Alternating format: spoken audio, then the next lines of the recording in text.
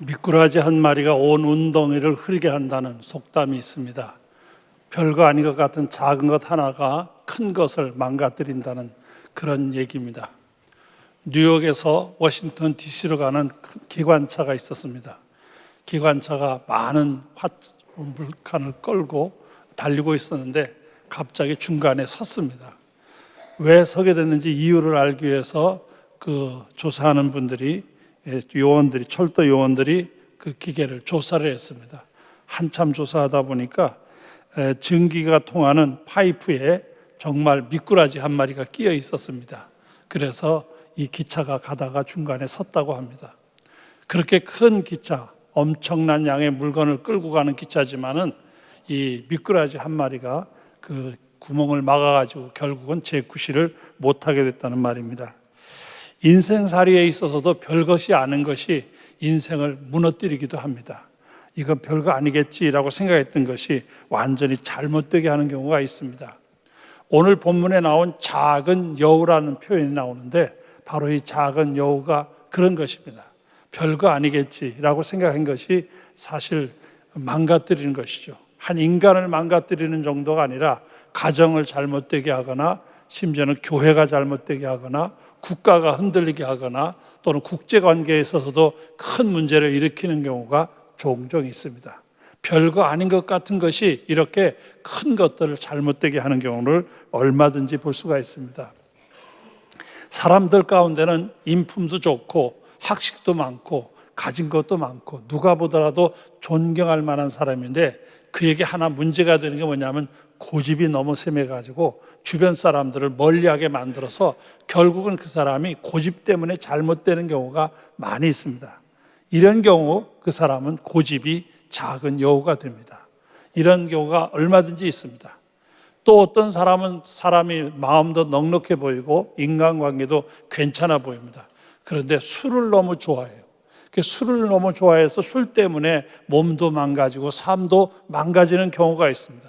그러면 그 사람에게는 이 술이 여우가 되는 것입니다. 또 지나치게 돈에 집착을 하는 사람이 있습니다. 돈이라면 그냥 가족도 모르고 형제도 모르고 이웃도 모르는 사람입니다.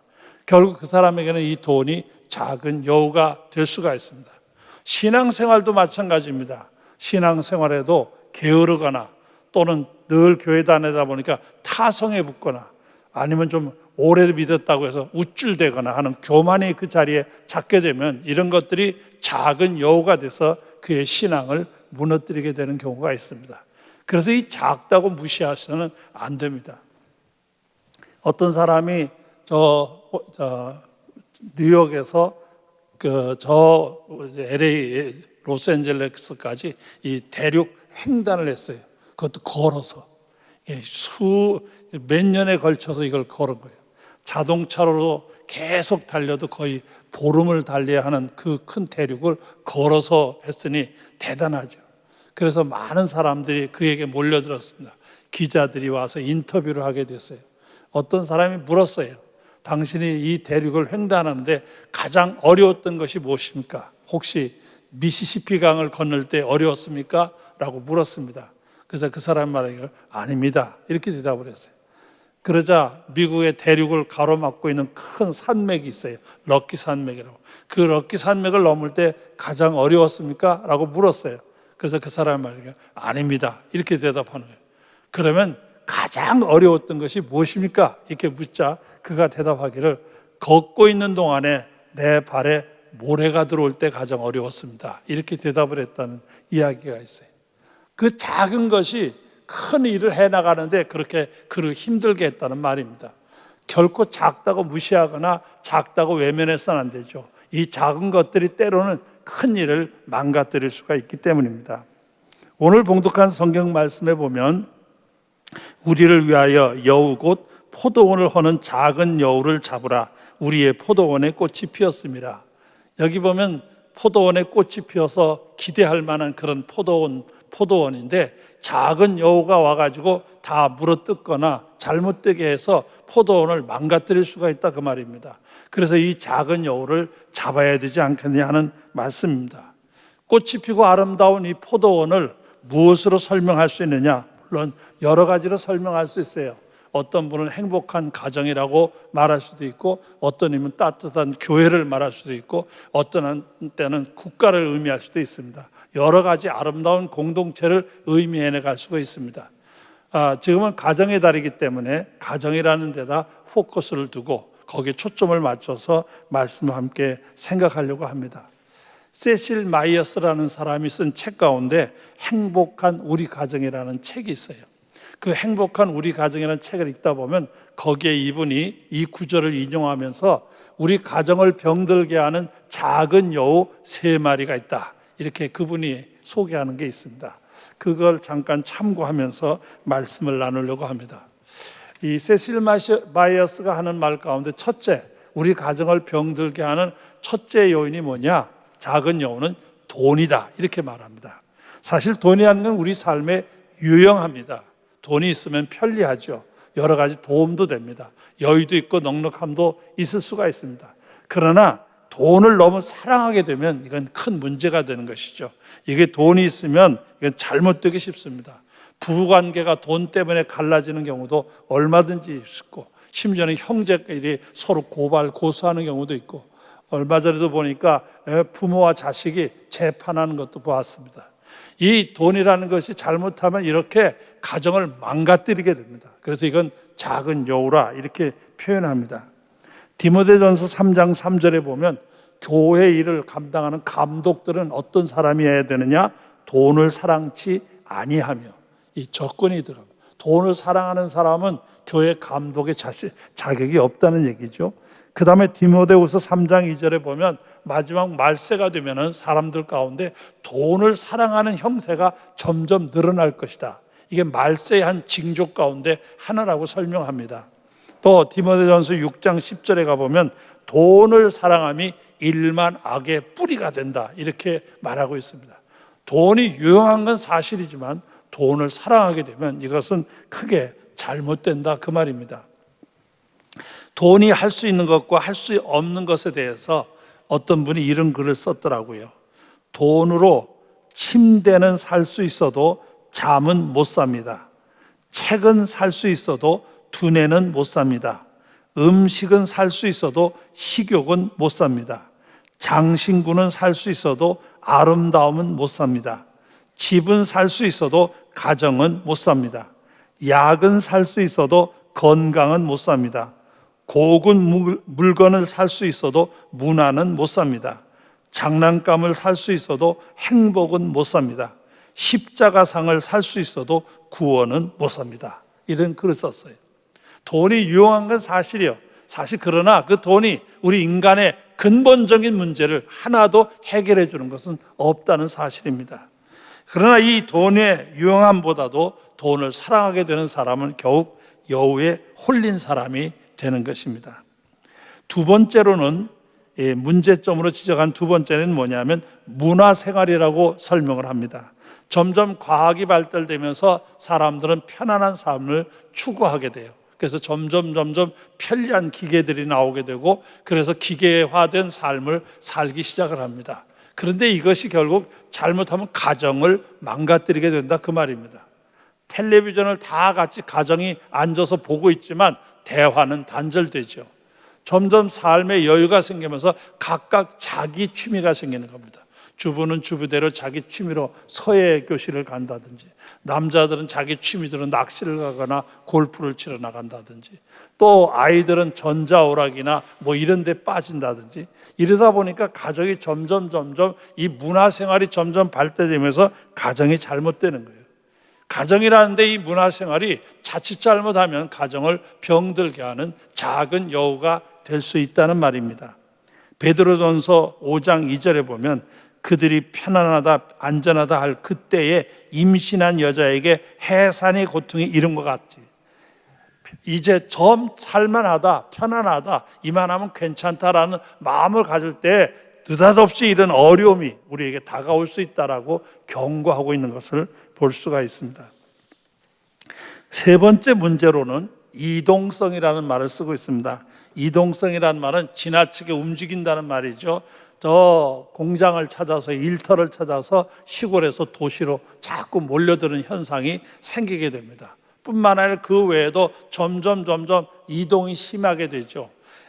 우리나라도 무역을 주로 해서 살기 때문에 모든 사람들이 직장을 가지게 되면 외국에 장사로 나가야 되고 외국에 가서 일을 해야 되기 때문에 세계 곳곳을 누비게 됩니다. 또 점점 관광 산업이 발달되면서 지구 구석구석 알지도 못하는 대로 사람들이 많이 떠돌아다니게 됩니다. 어느 글에 보니까 전 세계에서 세계에 가장 많이 나가 있는 민족, 물론 제일 세계에서 가장 많이 외국에 나가 사는 사람의 숫자를 말하면 물론 중국이 제일 많습니다. 그런데 전 세계 많은 나라에 흩어져 살고 있는 민족의 1위가 대한민국입니다. 대한민국 사람은 안 간 데가 없습니다. 내가 봐도 정말 많이 흩어져 있습니다. 아주 오래전이긴 하지만은 제가 아르헨티나의 저 남쪽에 펭귄 아일랜드라고 펭귄이 많은 사는 지역을 가게 됐는데 거기 조그만 시골 마을이 있어요. 한 30세대 정도 살만한 그런 시골 마을이에요. 근데 그 마을에 갔는데 동네 가운데 제일 큰 집 가운데 그 벽에가 태극기가 그려져 있었어요. 너무 신기했어요. 제가 주인을 가서 들어가 봤어요. 옷을 파는 가게인데 들어가 봤더니 주인이 한국 사람이에요. 아주 외딴 지역이에요. 거기 가려면 이 도시에서 한참 차를 타고 가야 되는 외딴 시골이에요. 한 30여 세대 살까 말까는 지역이에요. 그런데 거기에 한국 사람이 제일 큰 집에서 살고 있더라고요. 전 세계에 많이 흩어져 있어요. 이렇게 여러 곳을 다니면서 살다 보니까 사람들이 움직이는 걸 좋아하게 돼요. 자꾸 이동하는 걸 좋아하게 돼요. 그렇게 이렇게 이동하는 것이 생활의 습성이 되면서 어떤 일이 벌어지게 되냐면 점점 이동하는 게 체질화되면서 뭘 자꾸 바꾸는 걸 좋아하게 돼요. 자꾸 바꾸는 걸 좋아해요. 집도 자꾸 바꾸려고 그러고 뭘 자꾸 바꾸려고 그래요. 심지어는 신앙도 교회도 자꾸 바꾸려고 그래요. 이 교회 저쪽 교회 가고 저쪽 교회. 자꾸 떠돌이처럼 자꾸 바꾸는 거예요. 심지어는 절대로 바꾸면 안 되는 아내도 바꾸고 남편도 바꾸려고 그래요. 자꾸 바꾸려고 그래요. 이런 경향이 생기는 거예요. 이러다 보니까 이게 바로 이런 이동성이 체질화되면서 문제가 생기는 거예요. 이게 가정을 병들게 하는 작은 여우라 이렇게 지적하는 것을 볼 수가 있습니다. 자, 이런 것들이 우리 삶에 들어와 있는데 이걸 그냥 둘 거냐? 그냥 둬서는 물론 안 되죠. 이걸 해결할 방법을 찾아봐야 할 것입니다. 물론 여러 가지 좋은 해결 방법이 있겠지만은 몇 가지를 정리해서 말씀드리면, 첫째로 나의 가정을 세상에서 가장 귀한 것으로 인정해야 합니다. 말로는 다 인정합니다. 우리 가정이 제일이고 우리 집이 제일이다. 말로는 인정합니다. 삶은 그렇지 않습니다. 아내와 약속을 해놨다가도 친구하고 다른 약속 생기면 미안해, 나 저기 가야 돼. 그리고 쉽게 빠져나갑니다. 자식하고 약속을 해놓고도 다른 직장에 무슨 문제가 생겼다고 그 자식하고 약속을 소홀히 하는 경우가 얼마든지 있습니다. 이거는 결코 소중히 여기는 게 아니죠.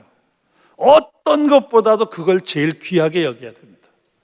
가족 간의 약속을 가장 소중히 여겨야 돼요. 이게 바로 가정을 가장 귀한 것으로 인정하는 것이 됩니다. 여러분의 삶을 한번 돌이켜보세요. 정말 나는 내 가정을 정말 최고로 세상에서 제일 귀한 것으로 여기면서 살고 있는지. 말로는 물론 다 그렇게 생각해요. 말로 그렇게 말 안 하는 사람은 없어요. 그런데 실제는 그렇지 않아요.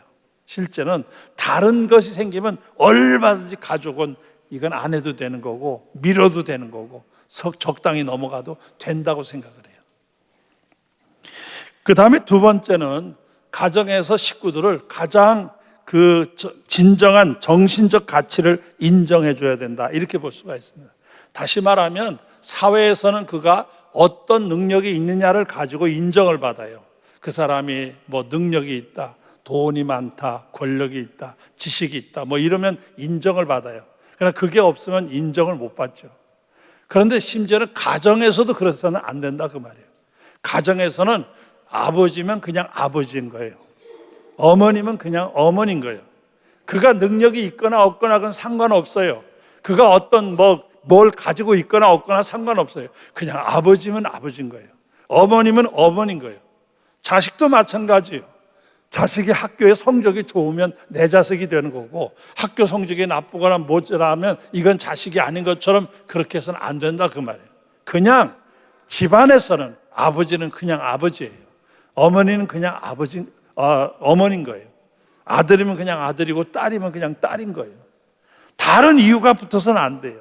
가족 식구에게 있어서 어떤 조건이 붙어가지고 아버지가 되고 어떤 조건이 붙어서 아들이 되는 게 아니라 그 말이에요.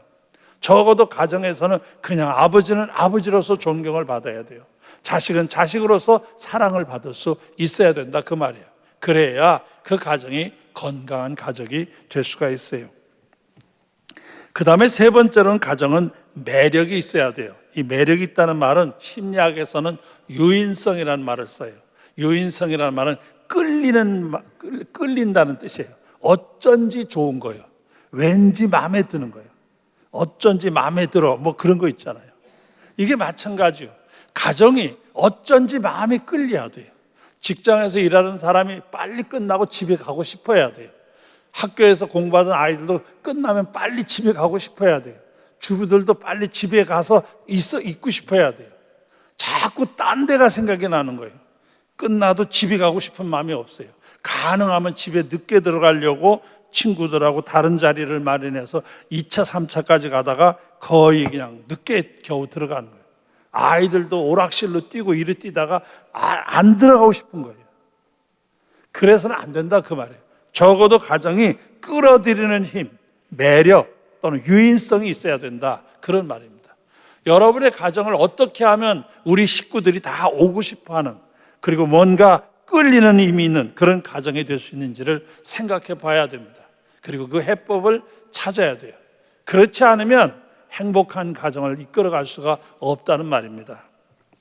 하나 더 말씀을 드리면 신앙의 참모습을 회복한 가정이 되어야 됩니다. 다른 말로 말해서 가정에 예배가 있어야 돼요. 가정 예배 늘 순서지를 만들어 드리지만은 이 가정 예배를 소홀히 여기시면 안 돼요. 이게 때로는 5분, 10분밖에 안 되는 짧은 시간 같지만은 이걸 꾸준히 할 때 놀라운 은혜가 있는 거예요. 함께 찬송을 부르면서 온 가족이 하나로 연결되는 거예요. 누군가가 위해서 기도할 때 아버지가 아들을 위해서 기도하든지 어머니가 자식을 위해 기도할 때 우리 아버지가 날 이렇게 위해서 기도하시는구나, 날 이렇게 생각해 주시는구나, 우리 어머니가 날 이렇게 사랑하시는구나. 자식이 부모를 위해 기도할 때 그 기도를 소리를 들으면서 우리의 자식에게도 나를 향해서 이런 마음이 있었구나, 서로에게 사랑으로 연결되는 것을 경험할 수가 있어요. 또 말씀을 같이 읽으면서 거기서 은혜를 받으면서 힘을 얻을 수가 있어요. 그래서 이 가정이 함께 예배한다는 것은 가정 회복에 굉장히 중요한 것입니다. 어떤 의미에서 우리 가정을 헐려고 하는 이 작은 여우들을 쫓아내거나 잡아내는데 이것처럼 좋은 게 없어요. 그렇기 때문에 여러분이 가정이 회복될 수 있도록 예배가 있어야 됩니다. 이 예배를 통해서 가정이 회복되는 거예요. 가정 회복, 그것은 사회의 회복이요, 나가서는 국가의 회복이 될 수 있습니다. 파괴된 가정으로 건설된 국가는 결코 기대할 만한 국가가 될 수가 없습니다. 가정이 건강해야 나라도 건강할 수 있습니다. 우리 가정을 병들게 하는 이 작은 여우, 아까도 말 돈을 사랑한다든지 또는 이 향락주의, 이기주의, 문화생활을 통해서 오는 향락주의나 이기주의, 또 이동성에서 오는 불안정성, 이런 것들이 우리 가정을 흔들어 놓게 그냥 두어서는 안 됩니다. 적어도 우리는 믿음 안에서 하나님의 말씀을 근거해서 이것들을 이겨낼 수 있어야 됩니다. 잘 아시는 마태복음 7장 24절에 이런 말씀이 있습니다. 그러므로 누구든지 나의 이 말을 듣고 행하는 자는 그 집을 반석 위에 지은 지혜로운 사람 같으리니 비가 내리고 창수가 나고 바람이 불어 그 집에 부딪히되 무너지지 아니하느니라. 하나님의 말씀을 근거해서, 그 말씀을 믿는 믿음을 근거해서 세워지는 가정은 반석 위에다 집을 진 것 같아요. 아무리 비바람이 몰아치고 태풍이 몰아쳐도 끄떡하지 않고 견고히 서는 거예요. 그러나 말씀을 듣고 지키지 않은 사람은 어떤 사람이냐? 모래 위에다 집을 지은 사람 같아요. 이건 쉽게 무너지는 것이죠. 여러분의 가정을 헐려고 하는 이 작은 여우들을 꼭 찾아내시고 쫓아내서 건강한 믿음의 가정, 반석 위에다 집을 세운 건강한 믿음의 가정이 되시기를 주님의 이름으로 축원합니다. 이런 것들이 결코 별거 아니에요. 작은 것 같지만 그 작은 것들이 결국 그렇게 만드는 거예요. 미국 건국에 크게 기여했던 벤자민 프랭클이라는 분이 있어요. 이분의 말 가운데 아주 재미있는 표현이 있더라고요. 말발굽에 못이 빠져서 편자를 잃었고, 편자를 잃어서 말의 다리를 잃었으며, 말의 다리를 잃어 말을 잃었고, 말을 잃어 기마병을 잃었으며, 기마병을 잃어 전투에서 실패했고, 전투에서 실패하여 나라를 잃었다. 이 모든 결과는 말발굽 편자못을 잃었기 때문이었다. 이렇게 말했어요.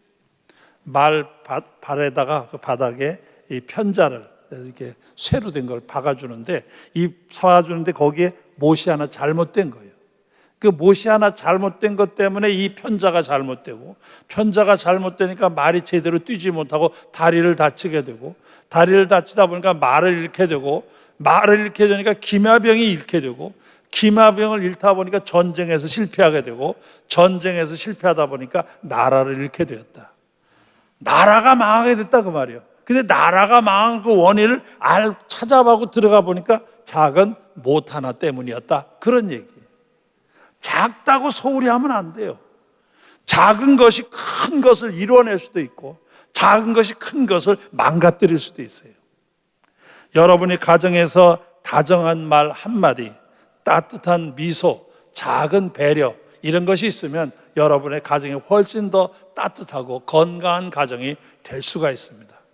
여러분이 생각지 않고 툭 던진 퉁명스러운 말 한마디, 그리고 찡그린 얼굴, 또 그냥 생각지 않는 태도, 이런 것들이 가정에 상처를 주고 가정을 무너뜨릴 수도 있습니다. 여러분의 삶에서 이 작은 요구가 무엇인지를 한번 생각해 보시기 바랍니다. 우리 가정을 건강하지 못하게 하는 작은 여우가 어떤 것들이 있는지를 찾아보시기 바랍니다. 꽃이 피어있는 아름다운 포도동산입니다. 잘 자라면 주렁주렁 풍성한 열매를 맺을 수 있는 은혜의 가정이 될 수가 있습니다. 그런데 이 작은 여우 때문에 그것들이 다 망가지게 되는 것입니다. 원하기는 여러분의 가정에, 여러분의 삶에 이런 작은 여우들을 다 쫓아내고 잡아버리고 정말 은혜의 동산이 되고 아름다운 농산이 되어서 복된 역사가 있기를 주님의 이름으로 축원합니다. 축원합니다. 오늘 주신 말씀을 생각하면서 하나님, 우리 가정이 이런 잘못된 것들이 있으면 주님 쫓아내 주시옵소서. 이것들을 제거해 주시옵소서. 그리고 정말 아름다운 가정, 은혜의 가정이 되게 하여 주시옵소서. 작은 여우가 뭔지를 깨닫게 하여 주시고 그 작은 여우를 잡아 쫓아낼 수 있도록 지혜와 능력을 주시옵소서. 주여를 크게 부르신 다음에 간절한 마음으로 기도하겠습니다. 주여!